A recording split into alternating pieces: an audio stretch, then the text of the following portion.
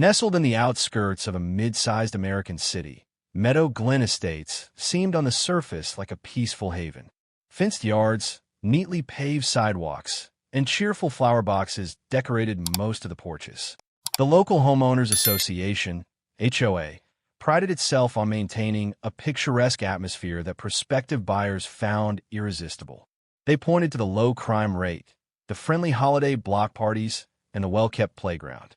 But behind this veneer of suburban perfection lurked pockets of tension, especially among HOA members who held strong opinions about how the neighborhood should look. None were more infamous than Teresa Sharp, better known behind her back as Karen.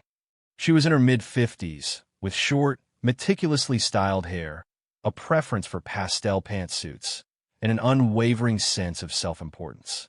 Many believe she had joined the HOA board specifically to wield authority over the tiniest details of Meadow Glen life. For the most part, residents try to keep on Karen's good side. They'd nod politely whenever she complained about garish lawn ornaments or improperly stored recycling bins, then adjust their behaviors to avoid confrontation. But as time would soon reveal, Karen's obsession with maintaining a strict aesthetic would lead her to commit an act so heartless that even her usual supporters would recoil in disbelief. That act involved a group of children who simply wanted to grow a little garden. It began innocently enough when Dylan Peterson, a sixth grader with a budding interest in nature, asked his parents if he could start a small garden plot in their yard. The boy had a fascination with seeds, how such tiny specks could grow into towering sunflowers or juicy tomatoes. Dylan's parents, both working professionals, were happy to encourage this hobby, seeing it as a chance to learn about responsibility and patience. Dylan's enthusiasm proved contagious. His best friend, Allie Chun, lived just a few houses down. She loved the idea of planting vegetables and flowers. Soon, she convinced her younger sister and a few neighbors' kids to chip in. They pooled their allowances and bought seeds, potting soil, and small gardening tools. The homes along Sycamore Drive, where they lived, weren't especially large, but many boasted small front yards. Some had grass, others had ornamental shrubs.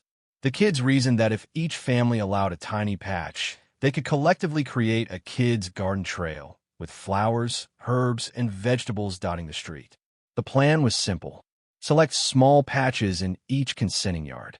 Plant seeds or seedlings. Label each patch with a child's name or a fun sign. Share watering duties and keep the area tidy. When Dylan and Allie asked around, most neighbors on Sycamore Drive were supportive, charmed by the idea of children fostering life and learning about nature.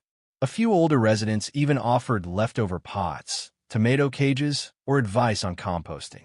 Encouraged by this, the children's enthusiasm soared. Before long, Sycamore Drive buzzed with the excitement of newly tilled soil and the soft aroma of fertilizer.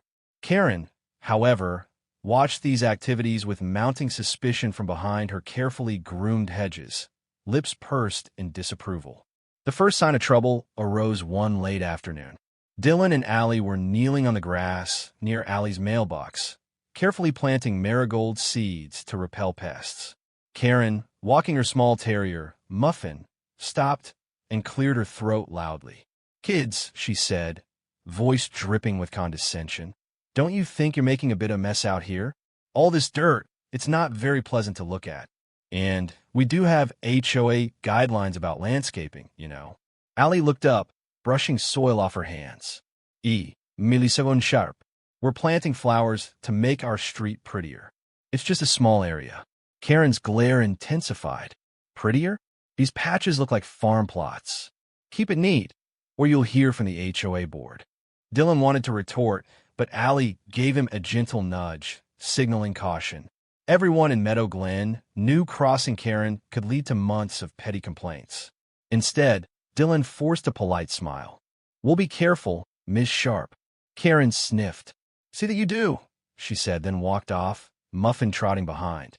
As the terrier snuffled at the grass, Karen tugged on its leash, never once looking back at the children. Though the kids resumed planting, a sense of unease lingered. They had run-ins with Karen before over trivial matters, like leaving bicycles leaning against a fence for too long. Dylan and Allie hoped she would see the garden's positive side and leave them alone. Yet, deep down, they feared her warning was merely the beginning. Unfazed, the children continued their gardening project. They saw sprouts emerge from the soil, leaves unfurl toward the sun, and in some plots, tiny buds forming on tomato vines. Even more kids got involved, forming an informal group they called Green Thumb Kids.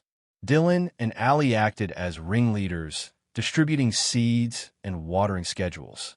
Each participant decorated their patch with small signs, hand-painted wood boards or laminated paper pinned to sticks. Parents were delighted. A few posted pictures on social media, showing off how Sycamore Drive had transformed into a budding horticultural wonder. Basil, marigolds, peppers, strawberries, sunflowers, each plot showcased different plants. The local newspaper even caught wind, sending a reporter to snap photos and write a short piece about the youthful gardeners bringing new life to Meadow Glen. But not everyone was thrilled. Whenever Karen walked by a plot, she scowled. Sometimes she would make loud remarks about uneven plant heights or inconsistent edging. She never approached the kids directly again, perhaps fearful of looking too harsh. Instead, she fired off lengthy emails to the HOA board, complaining about unsanctioned landscaping expansions. The board mostly ignored her. After all, the bylaws didn't forbid planting flowers or vegetables, provided the yard remained tidy. Several board members found the kids' passion refreshing and saw no harm in letting them garden. Karen, however, fumed at each perceived slight, feeling that her authority was being undermined by both the children and the inattentive board. The kids' success led them to expand the project. They set up small trellises for climbing beans, turned an old wheelbarrow into a mobile herb garden, and even built a makeshift compost bin behind Dylan's house, with his parents' permission. A few parents donated fertilizer and decorative stones. Mornings became a flurry of activity as the kids checked on their plants before heading to school. Afternoons saw them eagerly watering and weeding, aided by occasional adult supervision. Karen's frustration, meanwhile, simmered. She grumbled to her small circle of HOA enthusiasts, people who typically aligned with her on matters of strict uniformity. Yet even they couldn't generate much outrage, given how neat the kids kept their plots. Without a clear violation, the board had no grounds to intervene. "It's turning our street into a farm," Karen ranted to her friend, Ms. Hubble, during one of their walks. "We're supposed to be a dignified suburban community, not a patchwork of potting soil and tomato stakes." Ms. Hubble tried to agree, but the more she thought about it, the less she shared Karen's anger. She had to admit the gardens looked adorable. Still, she humored Karen with polite nods, not daring to provoke her ire. Karen's critical energy only grew in the vacuum of real support. The tension was set to boil over, and it would do so in a shocking way that no one on Sycamore Drive expected. 2 months into the project, the children's gardens were flourishing. Marigolds bloomed in bright oranges and yellows. Pea vines spiraled up makeshift poles, and the first tomatoes ripened on the vine. The neighborhood admired how, despite the summer heat, the kids diligently watered and mulched to keep things thriving. Then one Saturday morning, a collective gasp spread up and down Sycamore Drive. Parents stepped out to see rocks strewn across multiple garden plots. Stems were bent, leaves shredded, and small seedlings completely knocked out of the soil. In some places, stones the size of softballs had crushed tender plants. Allie's father, Mr. Chun, stood in disbelief at the destruction of his daughter's marigolds.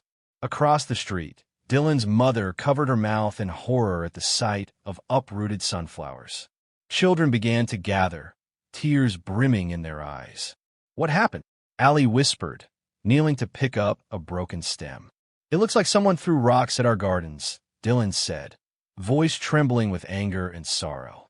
Neighbors emerged from their homes, equally appalled. They tried to comfort the kids, help clean up the debris, and salvage what they could. But the damage was extensive. Some plants, like the newly emerging lettuce, were so battered they wouldn't recover. Almost immediately, speculation turned to who might commit such an act. The children, eyes rimmed with tears, asked the question that echoed in everyone's mind. Who could be so cruel? By midday, most neighbors had heard about the vandalism.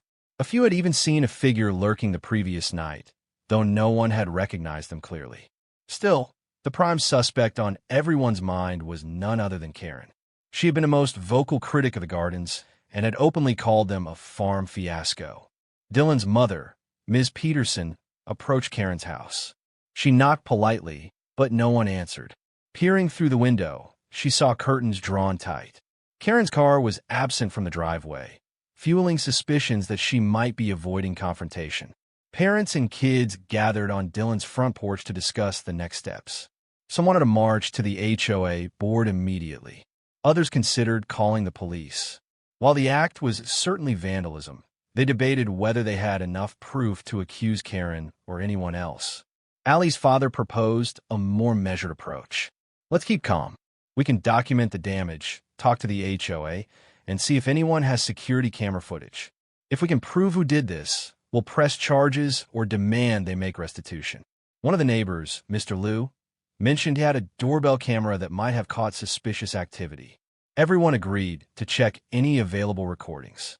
Meanwhile, the children tried to replant what they could, carefully removing rocks from the damaged plots. In the corner, Dylan and Allie huddled, hearts heavy. They had poured their summer into these gardens. Seeing them ravaged felt personal. Who else would do this? Dylan muttered, try not to cry. Allie gently touched his arm. We'll rebuild, she said. We won't let whoever did this scare us away. Late that afternoon, Karen's car finally pulled into her driveway. Word spread quickly, and a few parents decided to confront her. Among them were Ms. Peterson, Mr. Chun, and Ms. Johnson, whose daughter had also participated in the gardening project. Karen stepped out of her car, carrying grocery bags. Seeing the small group waiting on her lawn, she raised an eyebrow in disdain. What's this about? She snapped. Ms. Peterson spoke first. We need to ask you about the gardens. Someone threw rocks at the kids' plots last night and destroyed many of their plants. Karen put on a look of exaggerated surprise. Oh, that's terrible. But why are you asking me? Mr. Chin folded his arms. You've been vocal about hating the gardens, calling them farm-like. People saw someone lurking late at night, and you're the one who's complained the loudest. Karen scoffed, setting her groceries down. How dare you accuse me without evidence? I have every right to dislike the unsightly expansions in the yards, but I wouldn't vandalize them. For all you know, it was some bored teenager or stray animals. Ms. Johnson shook her head. Stray animals don't throw large stones. If it wasn't you, do you know anything that could help? Karen glared, eyes flashing. I know you all decided to fill our street with dirt and compost. Maybe someone else was just as upset as I am. But I have nothing to do with it. Her dismissive tone did little to quell suspicions. Still, without direct proof, the parents could only glare in frustration. We'll find out who did this, Ms. Peterson warned. And if it's you, we'll make sure you're held accountable. Karen let out a bitter laugh. Good luck, she said, picking up her groceries and heading inside, slamming the door shut. The group dispersed, uncertain but convinced that if Karen wasn't the culprit, she surely wasn't shedding any tears over the incident. Over the next few days, determined neighbors combed through any available security camera footage. Mr. Liu's doorbell camera showed a figure crossing the street at around 1 a.m., but the angle was too poor to identify them. Another neighbor's camera captured the faint silhouette of someone bending down to pick up rocks from the landscaping along the sidewalk. The figure wore a hooded jacket, obscuring their face. While the evidence was inconclusive, it strongly suggested a single vandal who knew exactly what they were doing. The repeated glances over his shoulder implied fear of being caught. Unfortunately, no one could confirm the identity. The best the neighbors had was the suspicion that the build and stance matched Karen's slight frame, though that alone wouldn't hold up as proof. Meanwhile, the children tried to salvage their gardens. Many plants, snapped or crushed, needed to be replaced entirely. Parents chipped in to buy fresh seedlings or seeds. Some kids cried over the loss of a particular plant they'd nurtured from seed. In an effort to bolster spirits, the group decided on a replanting day, inviting all of Sycamore Drive to help. On the Saturday that followed, adults and kids came together, removing debris, spreading fresh soil and planting new seeds. They added protective netting around some patches in hopes of deterring further vandalism, or at least making it more difficult. The atmosphere was a mix of sorrow for what had been lost and determination to rebuild. Karen watched from her window, face inscrutable, as dozens of neighbors worked side by side, refusing to let the gardens die. She might have felt a surge of annoyance at their unity, but if so, she kept it to herself. Public outcry reached the HOA board, which called an emergency meeting.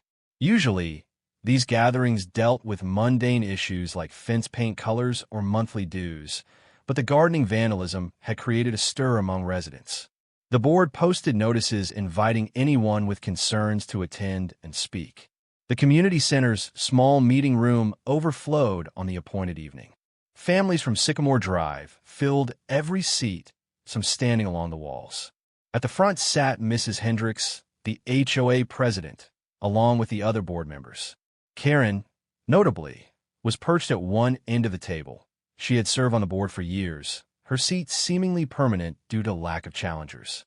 When discussion time arrived, Ms. Peterson rose to speak. "We're here because someone destroyed the children's gardens.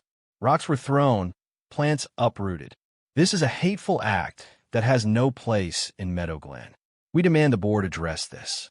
We want an official investigation and protective measures, like cameras, or at least a condemnation of this violence." Murmurs of agreement rippled through the room. Karen sat stiffly, eyes fixed on a point in the distance.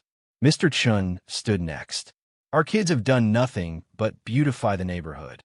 If there's a rule violation, we can talk about it. But this is criminal behavior. We want the HOA support." Mrs. Hendricks looked troubled. "The board acknowledges this act of vandalism is unacceptable. We don't condone such behavior. We'll cooperate with any police inquiry and encourage residents to share footage. As for the gardens, there's no bylaw prohibiting small-scale planting as long as yards remain tidy. We see no reason to ban the children's project." Many cheered. In the back, Karen's lips pressed into a tight line. Finally, she cleared her throat, leaning into her microphone. "I'd just like to remind everyone that any significant changes to property exteriors typically require board approval. These expansions might be considered a violation if they exceed the standard boundaries." Mrs. Hendricks shot Karen a sharp look. "Thank you, Miss Sharp, but so far, the board has found no major violations. The primary issue is vandalism, not minor expansions." Unable to push her agenda further, Karen fell silent. The consensus in the room was clear. The gardens were staying. The board would not clamp down on the kids' project. The vandal, whoever it was, risked further community wrath if they tried again. Despite the board's stance, many residents remained anxious. The netting around the gardens offered minimal deterrence if someone was truly determined. Parents took turns peeking out windows at night or leaving porch lights on. A few talked of pooling funds to hire a private security patrol, though that seemed excessive for a suburban street. One late night, Dylan couldn't sleep. He kept imagining someone lurking outside, hurling stones at the tender new sprouts he'd planted. Finally, he crept to his window and peered through the blinds. The street was quiet, bathed in faint yellow from the lampposts. No movement, except the occasional flicker of a stray cat darting across a yard. He sighed, climbing back into bed, wondering who would be so cruel. Karen's behind it. A voice in his head insisted. But how to prove it? Meanwhile, in another house, Allie lay awake too, thinking similar thoughts. She had tried researching ways to fortify plants, maybe a stronger mesh or short fencing. Still, without adult approval or someone catching the vandal in the act, there was only so much they could do. Frustration and fear gnawed at her. Across the street, a dark figure did indeed move. Someone creeping around the edges of the block, scanning for watchful windows. The silhouette paused near a patch of newly sprouted peas, then moved on, as though deciding against another attack that night. No one saw them, and no cameras were positioned at that exact angle. The tension lingered, the threat unresolved. Despite the shadow of potential sabotage, the children forged ahead. The replanting day had yielded strong new starts, and many seeds were already germinating under the summer sun. Parents who once considered the project a quaint pastime now realized it had become a symbol of resilience. The gardens were no longer just a children's hobby. They embodied the neighborhood's stand against intimidation. A few surprising allies emerged.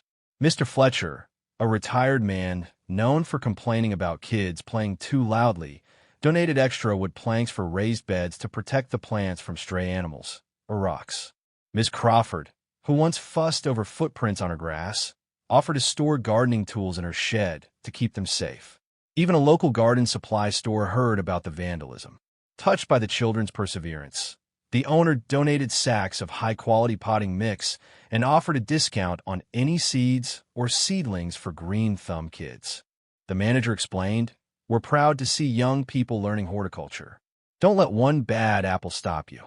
Dylan and Allie felt reinvigorated by these acts of kindness. They updated the other kids, smiling at how the project had drawn the community closer. Karen, of course, despised this wave of goodwill.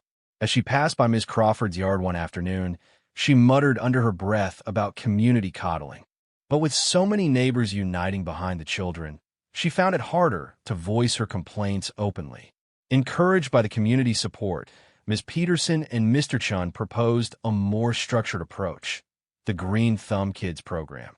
It would be an official after-school activity held twice a week, allowing the children to learn about soil chemistry, pollination, composting, and integrated pest management.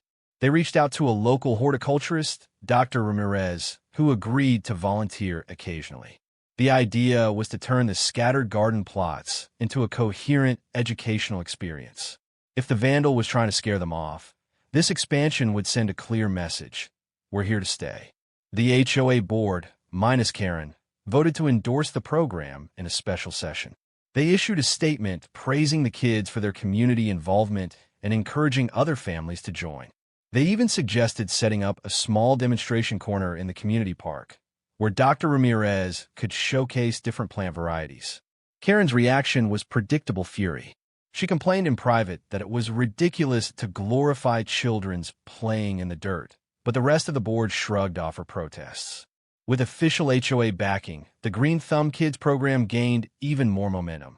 Flyers went up around Meadow Glen, inviting everyone to a kickoff event on the following Saturday.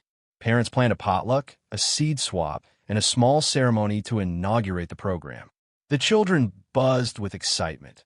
Never had they imagined their little garden patches would become something so big. Just days before the kickoff event, the unthinkable happened again. One night, around 3 a.m., a series of dull thuds echoed through Sycamore Drive, barely audible to sleeping residents. Come morning, a few select plots were once more littered with stones. This time, the damage was confined to smaller patches, but it was no less heartbreaking. Newly sprouted cucumbers lay crushed, and a row of zinnias seedlings was flattened. Worse, a few parents found footprints in the flower beds, shoe imprints that suggested someone had deliberately stepped in the soft soil to break the seedlings.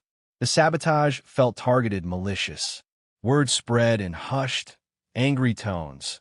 Whoever is doing this is doubling down. Children were devastated, tears mixing with fury. Adults felt a renewed call to action. Enough was enough. Several neighbors decided to file a police report, citing repeated vandalism. While none had definitive proof it was Karen, the pattern was hard to ignore. For her part, Karen vehemently denied any involvement. She went as far as to proclaim innocence on the neighborhood's online forum. "I abhor vandalism. While I dislike the garden expansions, I would never stoop to such behavior." Many residents remained unconvinced. Yet, even amid the heartbreak, the neighbors refused to cancel the Green Thumb Kids kickoff. On the contrary, they used the fresh destruction as a rallying cry to show unity against bullying or sabotage. Sometimes, luck or technology can intervene where suspicion alone fails. Ms. Cooper, who lived near the corner of Sycamore Drive, decided to install a new motion-activated camera after the second vandalism. She angled it not just at her driveway, but also at the stretch of street where kids' garden plots lined the curb. 3 nights before the kickoff event, Ms. Cooper's camera caught a clear view of someone skulking around the edge of a particular plot. The figure appeared to be a woman, hair pulled back, wearing dark clothes. The camera recorded her picking up a small stone and hefting it, then pausing, as if second-guessing. She set the stone down, glanced around nervously, and jogged away. While the light was dim, the footage was significantly clearer than anything captured before. By analyzing the figure's build and her distinctive posture, particularly the way she held her head, neighbors believed it matched Karen Sharp almost exactly. Ms. Cooper passed the footage to Mr. Chun, who then shared it with the rest of the parents. They collectively agreed it was compelling enough to confront Karen or present to the authorities. However, they wanted to remain cautious and let the police assess it. When Ms. Peterson quietly informed the HOA board about the footage, Mrs. Hendricks's expression grew stern. She promised to convene the board immediately after the kickoff event to address this new evidence. If Karen was indeed the culprit, her days of unrestrained authority might be numbered. Despite the lingering tension, the kickoff of the Green Thumb Kids program drew a cheerful crowd. The community park bustled with excitement. Tables displayed seedlings and seeds of all sorts: lettuce, radishes, sunflowers, and more. Dr. Ramirez set up a small station to teach children about healthy soil composition. Parents brought potluck dishes, from homemade cookies to fresh fruit salads. At a makeshift podium, Ms. Peterson welcomed everyone. This project started as a few kids planting flowers, and now look at us. Neighbors uniting to cultivate both plants and friendships. Applause broke out among the attendees. Dylan, Allie, and several other children demonstrated how to gently transplant seedlings into pots. They explained how to water just enough, how to watch for signs of pests, and how to add mulch to retain moisture. The gathering marveled at their knowledge, many joking that the kids sounded like professional gardeners. Off to one side, Karen stood at a distance, arms folded, scowling. She hadn't dared to skip the event. Her absence would seem too suspicious.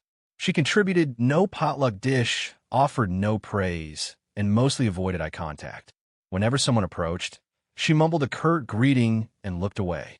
As the day wore on, families left with donated seeds, smiles on their faces, excited to expand or start new plots at home. The sabotage was on everyone's minds, but so was the neighborhood's resilience. By the time evening fell, the Green Thumb Kids program had raised enough in donations to buy additional tools, soil, and fencing, providing further protection against future attacks. Karen watched in resentful silence. Her attempts to undermine the gardens had, in fact, galvanized the entire community. Even if she hadn't thrown the first rock, her hostility made her the prime suspect in everyone's eyes. The morning after the successful kickoff, the HOA board gathered in the small community center. They had summoned Karen specifically to discuss the camera footage Ms. Cooper had provided. Word of this meeting spread quickly, though it was closed to the general public. Many residents waited in the center's lobby, anxious for any outcome.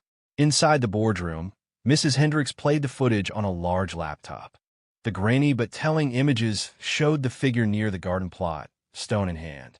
The posture, the hair, the approximate height, everything pointed to Karen. Karen sat stiff, jaw clenched. "This is circumstantial," she snapped. "That could be anyone with a similar frame. It doesn't prove I vandalized anything. I didn't even throw the rock." Mr. Fletcher, another board member, frowned. "But you're there, after dark, picking up a stone next to the children's garden. Why would you do that?" Karen fumbled for words. "I was checking the yard for safety hazards. Sometimes large rocks can cause accidents if left on the street." Even she seemed to realize how weak her explanation sounded. Mrs. Hendricks sighed. "Karen, we have multiple vandalism incidents, repeated hostility from you, and now footage placing you at the scene. The neighbors suspect you strongly." Karen stood abruptly. "I will not be scapegoated because I dislike those messy gardens. I never threw any rocks, and you can't prove otherwise." With that, she stormed out before the board could deliberate further. The board members exchanged uneasy looks. While they couldn't legally convict her on this alone, they could censure her via HOA rules. They decided to take the matter to a formal vote at the upcoming public meeting. Meanwhile, the possibility of a police investigation loomed, depending on whether the families pressed charges. In the days that followed, Karen's already shaky standing plummeted. Parents and kids talked openly about her involvement, and many on the HOA board felt she had lied to them. Ms. Cooper considered turning the footage over to the police, though it wasn't a smoking gun. It might, however, spark further inquiries. As if in defiance of the sabotage, more residents joined the Green Thumb Kids program. They offered up small corners of their lawns for the children to cultivate, turning Sycamore Drive into an even more vibrant patchwork of greenery. Some yards sported hand-painted stepping stones or whimsical scarecrows that kids built from scrap materials. A real sense of pride blossomed, parents praising their kids' dedication, the kids reveling in the chance to share homegrown vegetables. Dr. Ramirez helped schedule short workshops, teaching the children about composting with worms, vermicomposting, and integrated pest management. Even older teens, who initially scoffed at gardening, found themselves intrigued, occasionally lending a hand to build raised beds or wire fences. In a twist of fate, Karen's attacks had made the gardening cause more prominent and beloved than ever before. Neighbors from other streets began visiting, asking how they could replicate the program. The local newspaper ran a follow-up story on the children's triumph over adversity, calling the gardens an inspiring tale of a community fighting back against vandalism. Karen, ironically, had unintentionally propelled the project to new heights of recognition. Meanwhile, she retreated further into her home, rarely appearing outside except to pick up mail or grocery shop. Residents whispered about potential legal action, though no official charges had yet been filed. A highly anticipated HOA general meeting approached, where the board would vote on censuring Karen for her suspected vandalism and repeated harassment of the gardening families. The community center once again filled to capacity. Tension crackled in the air, as many believed this would be Karen's day of reckoning. At the front table sat Mrs. Hendricks and her fellow board members. An empty chair with a nameplate reading Teresa Sharp loomed beside them. Several parents, including Ms. Peterson and Mr. Chun, prepared short statements detailing the vandalism's impact on their children. When the meeting started, Karen was notably absent. After some procedural matters, Mrs. Hendricks addressed the crowd. "We called this session to discuss allegations of misconduct against Ms. Sharp, specifically vandalism of the children's garden plots and violations of the HOA Code of Conduct." Murmurs spread through the audience. Where was Karen? Just as Mrs. Hendricks looked ready to proceed without her, the doors swung open. Karen walked in, face pale, eyes steely. She quietly took her seat. "Let's get on with this," she said icily. One by one, neighbors spoke about the garden's sabotage, referencing Ms. Cooper's footage. Emotions ran high as parents described their children's tears and fear. Ms. Peterson concluded, voice shaking with frustration. No matter how strongly one dislikes a project, attacking innocent kids' gardens with rocks is unforgivable. If Ms. Sharp's not guilty, she needs to explain her presence there. Karen refused to stand or speak during this testimony, arms crossed. Finally, Mrs. Hendricks turned to her. "Ms. Sharp, do you have a defense? Or an apology?" Karen stayed silent for a moment, then replied flatly, "I did nothing wrong. That footage doesn't prove I committed vandalism. I have the right to observe my neighborhood. This is a witch hunt." Mrs. Hendricks sighed, turning to the board. "We will now vote on whether to censure Ms. Sharp for violating the HOA's Code of Conduct and for suspected malicious behavior. While the board can impose criminal penalties, we can remove her from her position and impose fines." The board members cast their votes. In a moment that felt both climactic and bittersweet, the tally was unanimous. Karen was removed from the HOA board and fined the maximum penalty allowable under their bylaws for malicious acts against neighbors' property. The audience erupted in applause. Karen's face turned crimson, tears of rage brimming in her eyes. Without another word, she bolted from the room. Karen's downfall reverberated through Meadow Glen Estates. Some older residents who had admired her strict rule enforcement felt blindsided by the revelations. Others quietly admitted they were relieved. Freed from her iron grip, the HOA could adopt a friendlier, more community-focused approach, spotlighting positive programs like the Green Thumb Kids. As for the children, they celebrated Karen's censure as a victory for their gardens. They still lacked absolute proof that she had thrown the rocks, but the sightings, footage, and her own bitter hostility left little doubt in most minds. In the weeks that followed, Karen became an isolated figure. Neighbors saw her rarely, except when she drove away in her sedan. Some reported that she'd canceled her membership in the local garden club, an irony not lost on anyone. She also stepped down from various committees, perhaps humiliated beyond repair.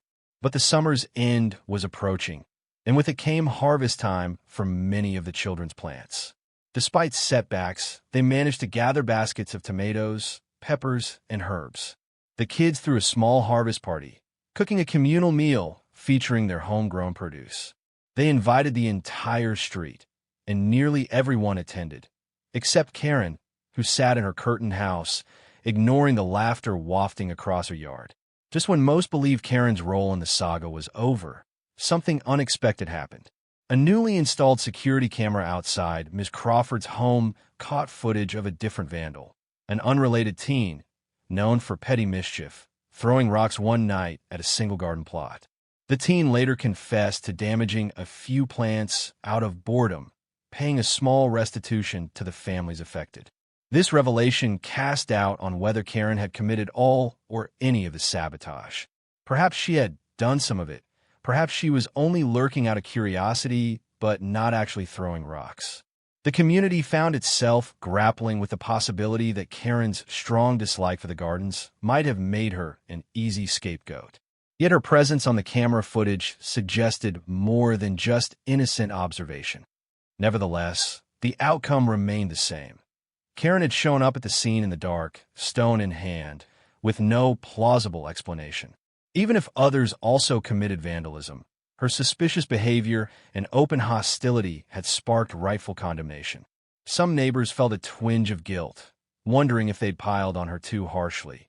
But most concluded that even if she hadn't caused all the damage, she had still threatened and harassed the children for months.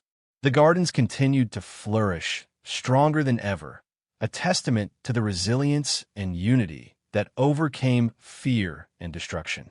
With the gardens thriving, the Green Thumb Kids program became a cornerstone of neighborhood life. Dr. Ramirez expanded the lessons, inviting local beekeepers to talk about pollination and hosting a worm compost demonstration. The kids beamed with pride when passersby praised their plants. The HOA, under Mrs. Hendricks's leadership, shifted toward more supportive policies. They even erected a small sign near the entrance of Sycamore Drive that read, "Welcome to Green Thumb Street, growing together." It featured illustrations of flowers and vegetables drawn by local children. The sign was temporary, a trial gesture, but it felt like a crowning moment for everyone who had invested time and energy into the gardens.